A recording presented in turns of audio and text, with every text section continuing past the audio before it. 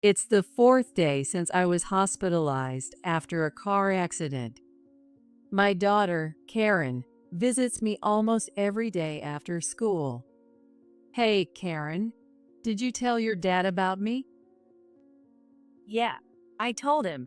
Hasn't he come to see you yet? Despite his wife being in the hospital, my husband Matt hasn't visited me even once.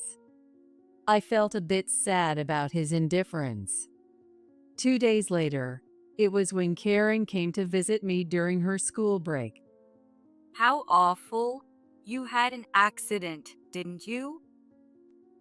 Suddenly, my best friend Julia walked into the hospital room. But I hadn't told Julia about the accident, so how did she know? Oh, you came with him. Matt peeked from behind Julia. I need to talk to you. Without any concern for my well-being, Matt continued with his own story. I'm marrying Julia. So, let's get divorced. He announced it loudly enough for everyone in the room to hear. What? What did you say? I said, I love Julia. We're getting married, so you need to leave with Karen.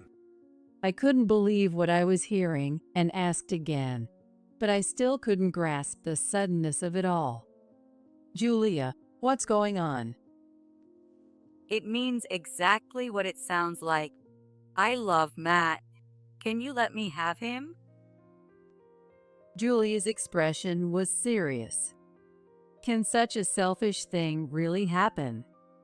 Ignoring the two fervent visitors, my daughter burst into laughter. Hey, you two can't get married because. What Karen said next was unexpected. I'm Lydia Owens. In between work and house chores, I enjoy watching a bit of complicated romantic TV series. Wow, no way. Is this where it ends? Every time the TV series takes a turn, I find myself talking to the screen, even though I'm watching alone. I live with my husband and our daughter, and we have a good relationship with my in-laws who live nearby. We have a harmonious relationship. Unlike the dramatic stories I watch, my life is ordinary and uneventful. Because my daily life doesn't change much, I sometimes wish to dive into the TV series world. My husband Matt is very cheerful and better at sports than studying. He's truly a presence akin to a mood maker. Since he loves being lively and fun, he was always surrounded by people when he was younger. To someone like me, who was relatively quiet and studious, he seemed like a dazzling presence, and I was attracted to him. However, I've come to realize that it's hard to change the beliefs formed in youth. When young, it was very attractive, but now in our 40s, it's a bit problematic that nothing has changed. What I once admired about him has now become a point of worry. Recently, the relationship between Matt and our daughter Karen has been a source of concern. Karen prefers quiet activities over hanging out with friends. She doesn't dress flashy and excels in her studies, always ranking among the top in her high school. Matt, who hated studying more than anything, couldn't understand Karen, who diligently hit the books. It would be fine if he just thought that way, but he couldn't help imposing his views on her. You're always holed up in your room studying, but a girl doesn't need to study to get by. If you have time to waste on studying, why not work on being more charming? He would say things like this loudly enough for Karen to hear while she was trying to study. Dad, not many people think that way anymore. If I don't study, I can't do the job I want. Whether I study or not is my choice, so let me be. Despite Karen's objections, Matt always had something to say when he saw her studying. Hey Matt, Could you stop interrupting Karen when she's trying to study? It's great that she's so dedicated. I didn't need to study to make friends or get a job.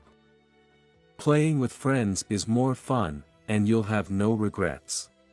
Matt was so wrapped up in his own past joys that he wouldn't listen to reason. Karen was getting fed up with how often Matt would intrude. Mom, how long is Dad going to keep saying those things? I can't concentrate even when I want to study. I'm sorry. I keep telling him not to bother you while you're studying. No matter how many times I tell him studying is important, he won't listen. As a result, Matt and Karen clashed more often, and I had to play mediator each time. Matt's impositions didn't stop with Karen herself. Can you believe it? Karen is trying to go to college. A girl like her doesn't need to study. Even in front of his own parents, Matt stuck to his outdated views and couldn't stop complaining about Karen. Stop saying things like that just because she's a girl. Nowadays, it doesn't matter if you're a girl or a boy. Before you criticize others, maybe you should go back and study yourself. His parents, Robert and Emily, couldn't stand seeing their granddaughter put down and reprimanded Matt for his behavior. When even his parents criticized his views, Matt would sulk. Why is everyone against me? On the days when Robert and Emily scolded him, his complaints would worsen, and he'd stop talking to Karen and me for a while. One day, on my way back from shopping, something happened. Hey, is that you, Lydia? It's been so long. Do you remember me? Julia, do you live around here now? The person who called out to me was my best friend, Julia, who had moved out of state after middle school graduation. Julia was always knowledgeable about fashion, makeup, and nails, and I secretly admired her. She was the complete opposite of me, who could only study, but we somehow got along and spent a lot of time together. In exchange for teaching me about fashion, I often helped Julia, who struggled with schoolwork, study for tests. After she moved, we kept in touch through letters for a while, but as we both got busier with friends, the letters became less frequent. We had become quite distant, so it was a really long-awaited reunion. So, I got married and had a kid over there, but a lot happened, and now I'm back here. Oh, I see. That must have been tough. Yeah, my husband cheated on me. Oh, by the way, can I come over to your place sometime? I'd love to catch up. Of course, come over. I'd love to chat. And so Julia and I reconnected, and our families started to interact. Matt and Julia, having similar personalities, got along well and quickly became close. Whenever Julia visited, they would have lively conversations, as if they had always been friends. Julia's daughter was around the same age as Karen, and, like Julia, was very fashion conscious. Every time Julia and her daughter came over, Karen would try to be friendly, but they didn't seem to get along well. She told me, "It's unbelievable that you're not into fashion or dating." And she said my face and clothes are plain. She's a bit younger than me, but she makes me feel looked down on. Karen seemed frustrated and would quietly vent to me after they left. Everyone's different, so it doesn't matter what you do. Don't worry about it. I think you're great just the way you are. I tried to comfort her, but Julia's daughter kept bothering Karen every time they met. A while after reconnecting with Julia, the distance between Matt and Julia had noticeably shortened. Julia's daughter was very attached to Matt, and Matt seemed to enjoy it too. Julia's having trouble with a light not working in her house. I'll go check it out this weekend. It must be tough for her as a single mom. I should help her out whenever I can. Matt, feeling sorry for her single-parent situation, started going over to Julia's house to help out more often. Julia didn't show any hesitation in accepting his help. Really, Matt can do anything, and he's so reliable and quick. I'll keep asking for his help. Julia praised and flattered Matt right in front of me. Matt, enjoying the attention, wasn't entirely displeased. As a result, Matt started mentioning Julia more often and became more engrossed in her. Julia, who used to come over frequently, started visiting less often, while Matt began spending more time away from home.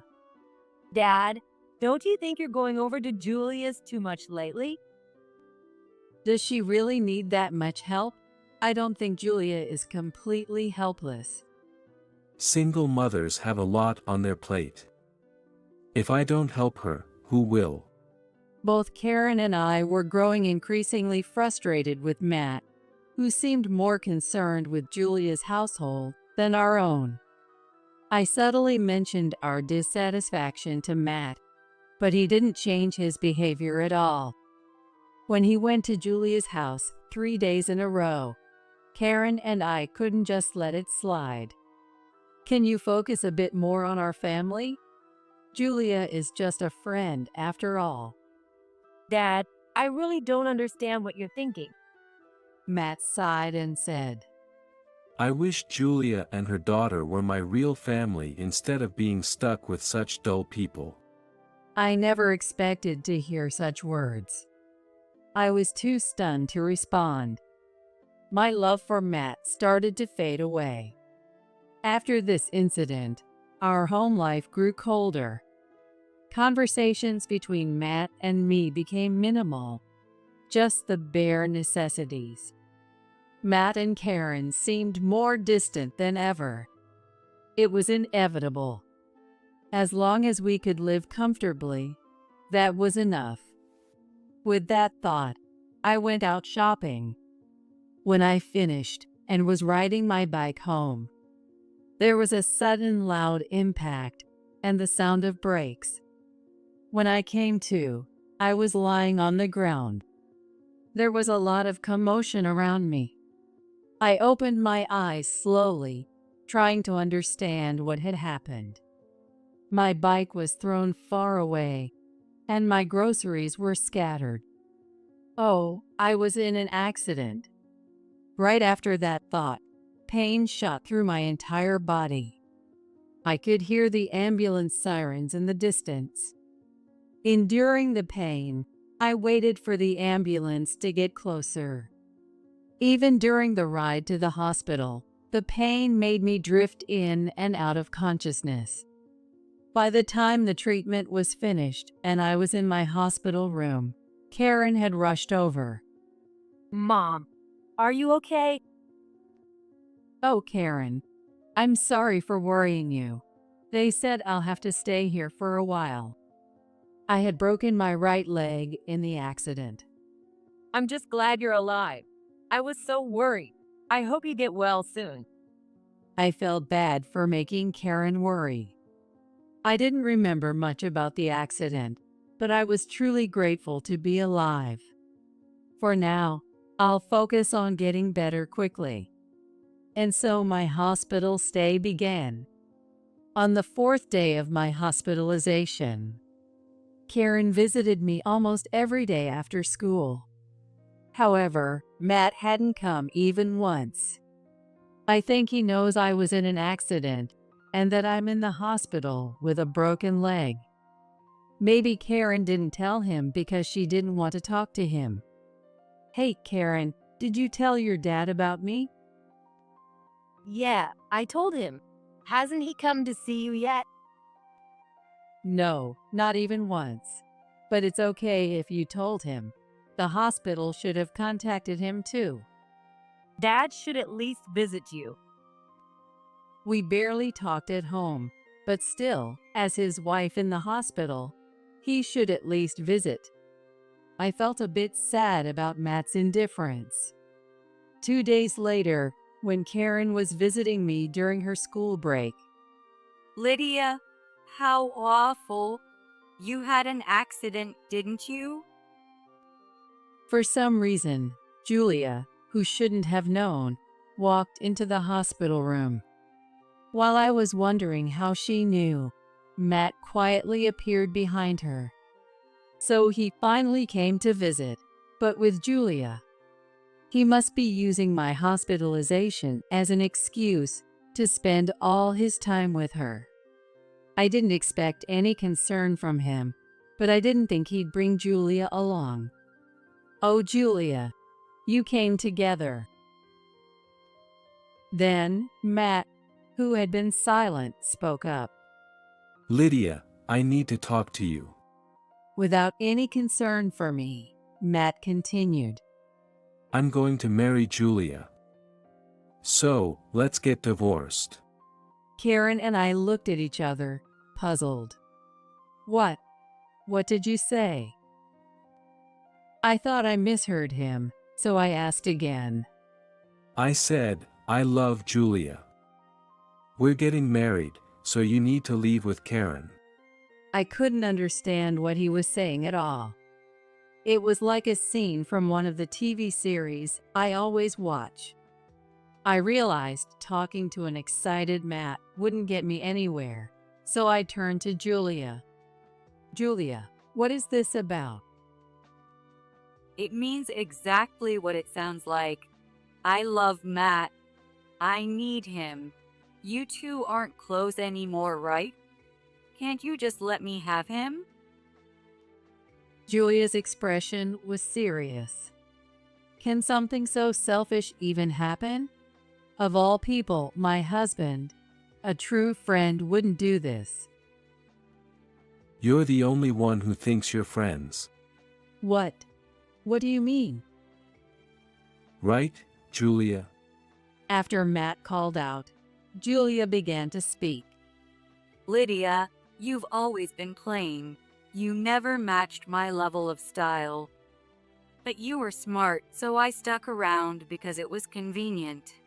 Those tests back then, you really helped me out. Julia saw me only as someone useful, and I was the only one who thought we were friends. Feeling good about belittling me, Julia continued. Matt and I get along well, and he seems happier with me. I think I'm more suited for him. With a smirk, Julia whispered in my ear. And besides, he doesn't seem to have any money problems, you know. Julia was dazzled by Matt's good salary, pretending to be in need to start an affair with him. She planned to kick Karen and me out and take my place. Matt, completely taken in by her, genuinely fell for Julia. Now that I was conveniently hospitalized, they wanted to finalize the divorce while I was unable to act. Their reckless behavior made me want to sigh. I never imagined something like this would happen to me, like a scene from a TV series. Matt and Julia waited triumphantly for my surrender, while I was troubled by the two excited individuals. Karen, who had been silent until now, started laughing. Hey, you two can't get married. Dad, don't you know? What Karen said next was unexpected.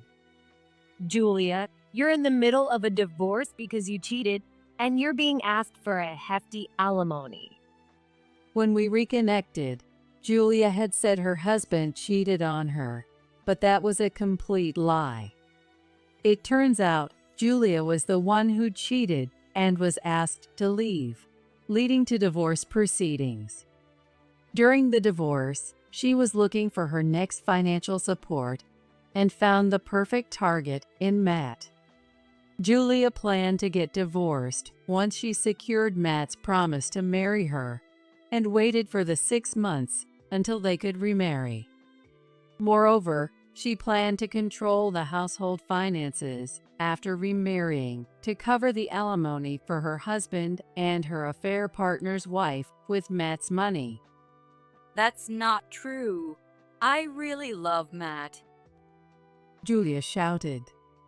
Still, Karen continued unfazed.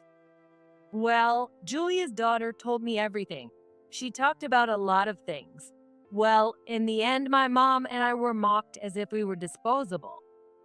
Karen had somehow sensed the relationship between Matt and Julia. Predicting it would come to this, she used Julia's daughter to dig up any dirt she could. Julia's daughter looked down on Karen, so when Karen mentioned the potential divorce between Matt and me, she spilled all the family secrets to assert her superiority. Thanks to this, Karen learned about Julia's plan and was ready for trying to make it a trump card for when the time came. Her ability to calmly assess situations and gather information might be due to my consistent efforts in her education. All the divorce and legal knowledge I shared from the TV series I watched seemed to have paid off. Even though she's still in high school, I'm amazed at my daughter's insight and initiative. Julia, realizing her plan had been exposed, frantically called her daughter. What the hell did you blab about? Because of you, my plan is ruined. I'm left with nothing. I finally found a good cash cow. Julia started arguing with her daughter over the phone. Hearing this, Matt finally realized he had been seduced for his money. Ha! He was so stunned by the sudden turn of events that he couldn't speak. It turned out Julia had targeted Matt because she thought he was rich, assuming he was the president of a company. In reality, Matt just worked at his in-laws' company, but he had acted like he was in charge to impress Julia. Matt's usual jovial and boastful nature had backfired, and all I could do was chuckle at the absurdity. Knowing Julia's entire plan and intentions, Matt panicked. I'm sorry, Lydia. Please forget what I said earlier. What words are you referring to? Karen's calm interjection left Matt flustered. I lied about wanting a divorce. I just said it in the heat of the moment. It was a lie. Matt, while slouching, is quietly observing my demeanor without saying a word. Lydia, are you listening? Yes, I can hear you clearly.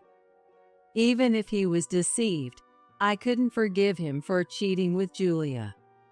If Matt had used his judgment, this wouldn't have happened. Both Karen and I couldn't forgive Matt. As we remained silent, struggling for words, Matt said, But you two can't live without my income, right? A divorce would be tough. His moment of remorse quickly vanished as he threatened us, saying our life would be hard without his earnings. Matt seemed confident that Karen and I couldn't manage without him. We can manage just fine without you, Matt. We'll go ahead with the divorce as you suggested. And I'll be sure to inform Robert and Emily about this. No, please don't. I'm begging you, don't tell them. No matter what you say. What's done is done. For now, I asked him to leave and sighed deeply once I was alone in the hospital room. I wondered how the protagonist in the TV series would handle this. But deep down, I already knew my answer. First, I needed to heal my leg. A few days after that chaotic scene, I was discharged from the hospital. Thanks to rehab, I got quite good at using crutches.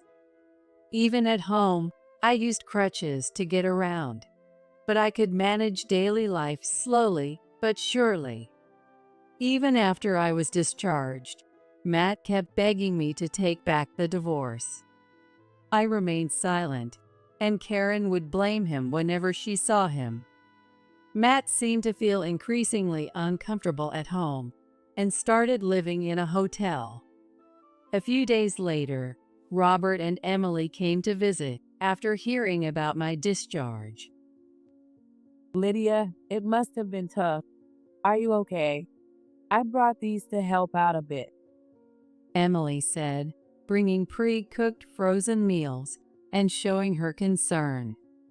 By the way, Matt took the day off yesterday. Is he feeling unwell? Actually, Matt's been living in a hotel. The truth is, I explained to Robert and Emily the whole sequence of events, from Matt meeting Julia to their affair. So he met my old friend and had an affair, then fell in love for real. While I was in the hospital, they both came to demand a divorce and told me to leave with Karen because they wanted to live in our house. Is that true? What's he thinking? There's more to the story.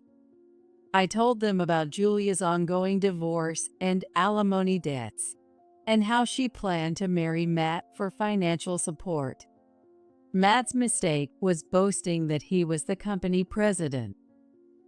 Did he really say that? What a hopeless fool.